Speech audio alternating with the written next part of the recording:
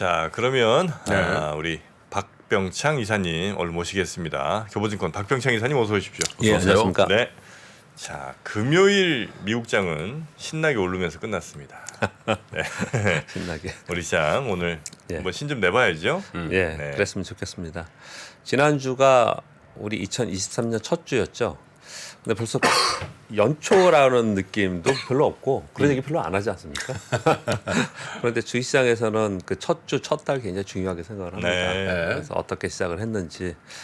그래서 근데 시작하자마자 변동성이 굉장히 컸었고요. 그래서 좀 걱정도 많이 있었습니다. 그런데 결국은 지난 한 주는 미국 3대 시장과 우리 시장 다 전부 다 플러스로 끝났죠? 네, 상승하면서 마감을 했습니다. 네. 지난주 한 주 동안 미국 나스닥 0.98, 다우가 1.46%, S&P 500이 1.45% 상승했는데요. 금요일 날 2% 이상 비교적 큰 폭으로 상승했습니다. 이 얘기는 그 전에 좀 좋지 않았다는 얘기죠. 나스닥 2.56% 금요일 날 상승했거든요. 근데 주간으로 0.98%니까 금요일 날 하루에 다 복구하고 올라오는 그런 특징을 좀 보였습니다. 금요일 날 올랐던 이유는 이제 고용 지표하고 그리고 서비스 PMI 때문에 그랬는데요. 네. 서비스 PMI가 지금 일단 S&P에서 발표한 것은 44.7로 6개월 연속 하락하고 있고 전월에 비해서 이제 큰 폭으로 내려오는 그런 모습을 좀 나타냈고요.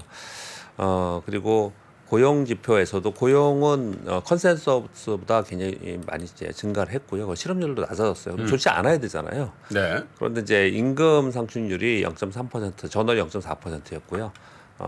그리고 YOY로는 전월에 4.8% 발표했는데 이번에 4.6%였어요. 그러면서 시장이 이제 급반등하면서 올랐습니다. 그래서 전체적으로 뭐 애플, 아마존, 마이크론 뭐 3% 이상 다 급등을 했고요. 필라델피아 반도체 지수는 4.6%로 상승을 했습니다. 이 발표와 함께 10년 만기 국채 수익률을 비롯한 국채 수익률이 하락을 했고요. 그리고 지난주 한 주 동안에는 유가가 경기 침체를 이유로 해서 이제 큰 폭으로 좀 하락을 했습니다. 자, 여기까지가 이제 지난주의 정리인데요. 이렇게 보시면은 고용 지표가 ADP도 그렇고 전체적으로 고용 지표가 좋게 나왔지 않습니까? 실업률도 더 떨어졌고 고용자 수도 더 늘어났고 근데 임금 상승률이 좀 떨어진 부분하고 서비스 PMI가 좋지 않았던 부분들을 네. 가지고 시장이 올랐잖아요. 그러니까 한마디로 어떤 표현을 드리고 싶냐면요. 시장이 늘 그랬지만 이번에도 보고 싶은 것만 본 거죠. 사실은 안 좋은 뉴스들도 굉장히 있는 그렇죠. 건데 보고 싶은 것만 보고 이제 심리적으로 이제 그쪽으로 예. 갔다라는 거예요. 근데 이런 현상이 왜 일어났냐? 그러니까 연초 시장이기 때문에 그렇습니다. 우리 시장을 보면 더 확연하게 알 수가 있습니다. 우리 시장이 주간으로 코스피가 2.4%, 코스닥이 1.4% 상승을 했고요. 지난주 금요일 날 코스피가 1%, 코스닥 1.3% 상승을 했습니다. 지난 한 주 동안 수급을 보면요. 개인들이 5,200억 정도 팔았습니다. 연말에 샀던 걸 파는 거죠. 그리고 기관들이 7,300억 정도 팔았습니다. 연말에 샀던 걸 판 거죠. 이게 연초까지 계속 이어졌어요. 즉 연말 이벤트 수급이 계속 이어졌었다는 거예요. 그것을 이제 반대로 움직인 거죠. 이제 이것이 이제 점차로 금융투자의 매도가 점차로 감소되는 과정 속에서 네. 외국인들이 지난 한 주 동안 금융투자가 1조 1천억 정도 팔았거든요. 근데 지난 한 주 동안 외국인들이 1조 1,700억 정도 순매수했습니다. 네. 일주일 동안의 매수로는 이제 큰 규모죠. 그래서 외국인들의 매수로 인해서 전체적으로 상승을 한 거예요. 근데 변동성이 있었다라고 표현을 드린 것은 지난 주에 코스피 저점이 마이너스 2.49%였습니다. 종가가 플러스 2.40이에요. 네. 한 주 동안 5%에 시작하자마자 그냥 연초에 5%의 변동성이 있었다라는 거예요. 그러니까 이 시장이 굉장히 그냥 좋았다, 그냥 올랐다 이런 부분이 아니고 예. 상당히 이제 걱정을 하면서 그러면서 변동성이 이제 심했다라는 거예요. 근데 이런 변동성이 왜 나왔느냐? 연말에 있었던 이벤트 수급의 되돌림의 금융투자의 매도가 계속 있었고 그것을 뒷받침하는 매수세가 없었기 때문에 주초에 약하게 매수가 나타났고요. 그런데 중반 이후에 외국인들이 강하게 반도체를 비롯한 일부 대형주에 매수해주면서 끌어올린 겁니다. 네. 그래서 그렇게 이해하시면 될 것 같고 미국도 사실은 그런 개념의 움직임이 있다. 내부 수급의 영향이 상당히 있고 연초에 내부 수급이 들어오는 부분은 약한 것은 약한 것에 또 설명을 하겠지만 또 올라가니까 올라가는 데에 설명을 좀 해본다면 이런 얘기들을 하는 거죠. 지난 한 주 동안 특이했던 점 중에 하나가 연기금이 1,527억 순매수였습니다. 투신이 2,319억 순매수했고요. 굉장히 오랜만이죠. 근데 이렇게 연초에 일주일 만에 1,500억, 2,000억씩 샀다라는 것은 왜 그랬느냐? 네. 이들이 뭐 공매도한 걸 환매한 거 이런 것들도 아니고 연초에 포트폴리오 구성을 했던 부분 그리고 지난주에 잠깐 언급을 드렸던 기관들이 수익률 제고를 위한 종목별로 좀 들어가는 부분이 상당히 있다 이렇게 해석이 좀 되고 있습니다. 한 가지 좀 긍정적이었던 부분은 삼성전자가 완전 실적 쇼크가 나왔죠. 영업이익이 뭐 4.3조가 나왔으니까. 그날부터 올랐어요. 그런데 그 전부터 이제 매수를 하기 시작을 했고 당일도 외국인들이 매수를 해주면서 상승을 좀 했습니다. 그래서 반도체에 외국인들이 들어오면서 상승했던 부분이 좀 고무적이다 이렇게 볼 수 있겠고요. 우리는 뭐 반도체가 올라야지 시장이 오르니까요. 특히 외국인들이 반도체를 사주면서 오르는 부분이 이제 긍정적인 거고요. 또 한 가지는 은행주가 지난 한 주 동안 16에서 17% 올랐습니다. 시중은행 중에 대표 종목들이 그래서 은행주가 오르는 부분들이 지금 시가총액이 좀 따라 올라오고 있거든요. 이런 부분들이 지금 시장을 뒷받침하고 있는 부분이 있다라고 보시면 될 것 같고요. 지난 한 주 동안 좀 약했다가 다시 올라온 것은 2차 전지와 건설주들이 좀 올라왔어요. 그래서 전체적으로 시가총액 상위 종목이나 일반적인 대형주라고 불리우는 그런 주식들이 지난주에 좋았다 이렇게 보시면 될 것 같습니다. 네. 이번 주에 이벤트들 잠깐 설명을 드리겠습니다. 중간에 빨간 것으로 표시한 부분, 요즘에 제가 빨간 것으로 이렇게 표시를 해오는데요. 이제 그런 부분들만 좀 기억하시면 될 것 같습니다. 중국과 미국의 CPI, PPI들이 계속 발표가 되고요. 그리고 JP모건 헬스케어가 시작을 합니다. 그리고 10일 날 파월 의장 연설이 있어요. 네. 굉장히 중요하겠죠. 파월 의장 뭐 입에 따라서 시장이 많이 움직이니까 이거 하고 세계은행에서 경제전망 보고서 발표되는 부분하고요. 그리고 12일 날 미국 CPI 발표되는데 컨센이 지금 6.6%입니다. 7% 아래로 떨어지느냐 아니냐 이걸 가지고 지금 얘기를 많이 하고 있는 상황이에요. 컨센서스를 불러드리는 이유는 이것에 따라서 이거보다 높냐 낮냐에 따라서 실망했냐 뭐 아니냐 이런 걸 또 따지잖아요 시장은. 네. 그래서 어느 정도를 컨센서스가 되고 있는지는 알고 계시면 될 것 같고요. 우리나라는 옵션 만기일이고요. 그리고 목요일 날 한국은행 금통위가 있습니다. 25bp 금리 인상을 지금 시장에서는 컨센서스로 네. 보고 있고요.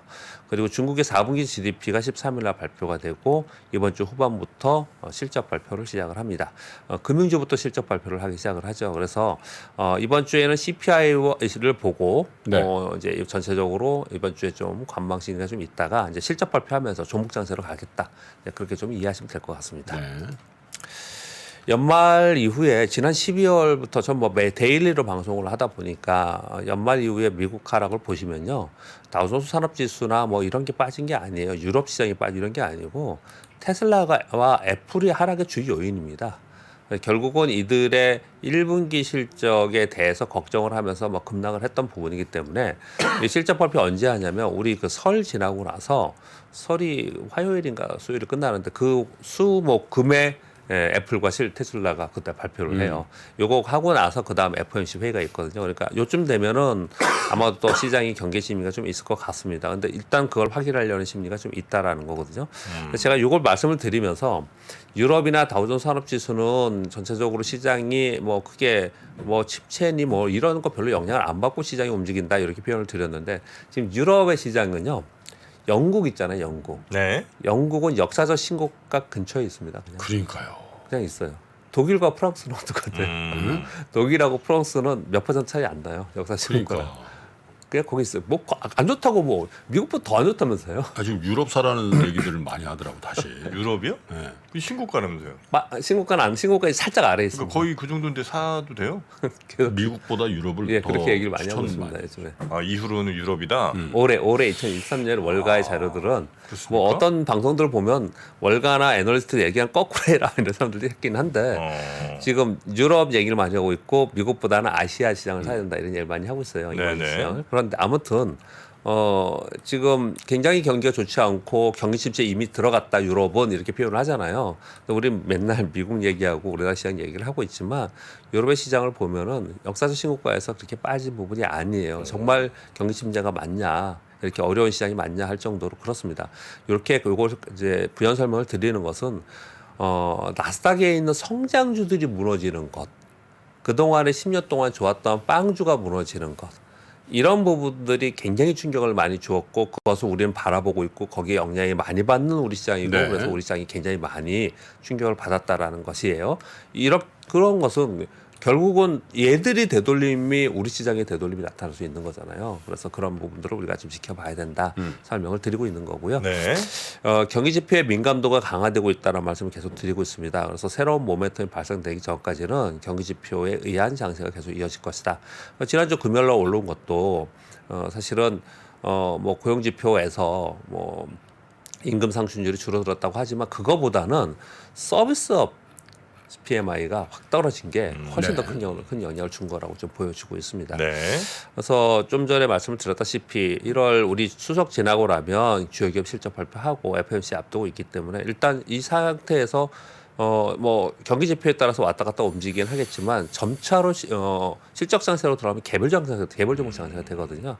그래서 이제부터는 이제 조목 장세 실적 보고 간다 그렇게 보시면 될 것 같습니다. 우리 시장으로 들어가 보면은 우리 시장도 연초에도 뭐 계속 부정적 시황이 우세한 상황이었잖아요. 근데 외국인들이 매수로 딱 들어오면서 올라오니까 좀 바뀐 거예요. 지금 분위기가 좀 바뀌어서 좀 기대를 해볼까라는 쪽으로 가거든요. 근데 시장을 여전히 약세로 보는 사람들은 어떤 비율을 갖고 있냐면요. 요거는 연초에 나타난 심리적인 기대감일 뿐이다. 이렇게 표현을 많이 해요. 기대감일 뿐이다. 결국은 기업 실적은 떨어질 거고 주가는 기업 실적에 따라가기 때문에 지금의 상황은 잠깐일 것이다. 떨어질 거다. 이렇게 해석을 네. 많이 합니다. 근데 주식시장은 심리에 의한 수급에 또 움직이는 한 측면이 있거든요. 근데 그 부분이 양 사이드에서 저울질하면서 등락을 하는 거예요. 그렇게 보셔야 돼요. 어느 한쪽으로 보지 말고 양쪽 다 보셔야 되지 않을까라고 생각합니다. 지난주에 수급 왜곡해 그 이벤트 수급이 있었는데 그게 해소 과정이 지금 나타났고요. 그러면서 반등을 했습니다. 요번에 어떻던 분위기가 조금 좋아진 거는 결국 외국인이지 않습니까? 그래서 시황은 외국인. 그리고 종목은 국내 기관들을 추종하면서 여러분들이 거래하시면 되지 않을까 생각하고요. 실적 시즌 들어가면 종목 중 장세가 됩니다. 그래서 이번에 4분기 실적은 굉장히 맞추기도 어렵고 까다롭습니다. 굉장히 좋다라고 하는 뭐 저도 경험을 많이 했고 여러분도 경험 많이 했었겠지만 실적이 계속 좋다라고 하는 기업들이 실제로는 쇼크가 나와서 주가가 떨어진 경우가 사실은 서프라이즈보다 쇼크가 더 많아요. 4분기 왜 그렇죠? 4분기에 일회성 비용들 있잖아요. 네. 비용들을 많이 거기다가 해야 충당금도 비용 많이 거기다 쌓고 그래서 4분기 실적은 쇼크가 훨씬 더 많았습니다. 그런데 요번에 더 안 좋은데 그런 게 있기 때문에 걱정을 많이 하면서 시작을 하는 거예요. 그래서 그 과정 속에서 실적이 좋은 데들은 확실히 그 희소성에서 빛나겠죠. 네. 이런 부분들을 좀 생각해 봐야 될 것 같고요. 다만 이제 잠정 실적이긴 하지만 삼성전자 완전 쇼크잖아요. 뭐 영업이익 뭐 6조 얘기하다가 5조 대 얘기하다가 가장 마지막에 얘기한 게 뭐 4조 8천억 얘기하는데 4조 3천억 나왔지 않습니까? 네, 네. 엄청나게 쇼크예요. 근데 주가 매출도 줄고. 주가 그렇지 않았죠. 근데 이 부분은 항상 대표 종목이 실적 발표했을 때 어떻게 움직였냐가 그 다음에 따라하는 경향이 있습니다. 이건 이해하시죠? 어떤 부분인지. 만약에 대표 종목이 삼성전자가 실적 굉장히 좋아요. 네. 그런데 호실적 발표했는데 매물 맞으면서 빠지잖아요. 나머지 줄줄이 호실적 발표해도 못 올라요. 뭐 이런 경향들을 좀 막 갔거든요. 그래서 삼성전자 따라가요. 그러니까 삼성전자만이 아니더라도 그러니까 주도 종목들이 실적 발표 때 주가 움직임이 어떻게 나타나는지 굉장히 많이 심리적으로 영향을 많이 받거든요. 근데 그래서 삼성전자가 예를 들어서 실적 안 좋은데 주가 올라요. 예. 그럼 다른 회사들도 그렇게 갈 가능성이 높은 거예요? 다른 회사들이 실적이 안 좋아요. 그러면 때릴까요? 삼성전자 봤잖아. 기다려봐. 이렇게 되겠죠, 당연히. 그런 학습 효과가 있다. 예. 당연히 그렇게 되겠죠.